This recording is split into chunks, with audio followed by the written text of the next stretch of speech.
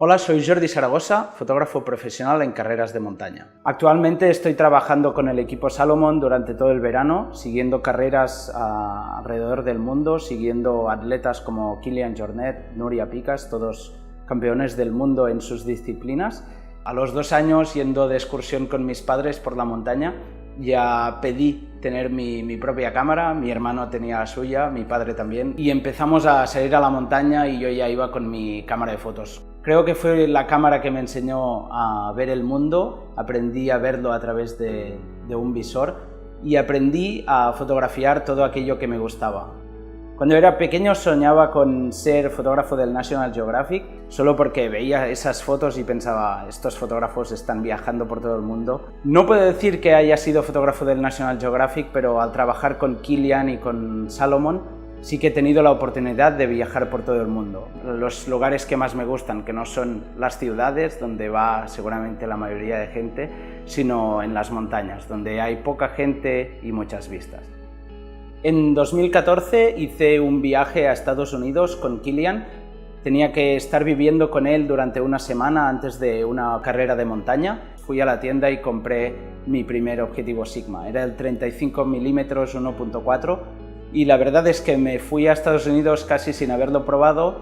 Era una pasada porque estábamos viviendo en una cabana de montaña a 4.000 metros de altitud y recuerdo que eran ocasiones de muy poca luz en las que el 1.4 me funcionaba muy bien. Creo que el 95% de las fotos las saqué con el 35 mm. Una de mis fotos favoritas seguramente es del primer viaje que hice con los objetivos Sigma. El sol aún no había salido por detrás de las montañas y recuerdo que era difícil sacar esas fotos del inicio de la carrera. Tienes que disparar a velocidades altas para poder congelar el movimiento y fue entonces cuando después de este viaje vi claro que muchos de mis viajes me acompañaría seguramente solamente el 35 mm. En algunas carreras, como podía ser el kilómetro vertical de Cegama, recuerdo que estaba allí dentro del bosque, estaba lloviendo y entonces decidí coger el 24 ART, intentar contar, además de la prueba en sí, el contexto en donde transcurría, esos bosques verdes con esa poca luz que quedaba ya a la tarde y que además las nubes de la lluvia pues habían tapado mucho más. Otra de mis fotos preferidas es la de Transvolcania.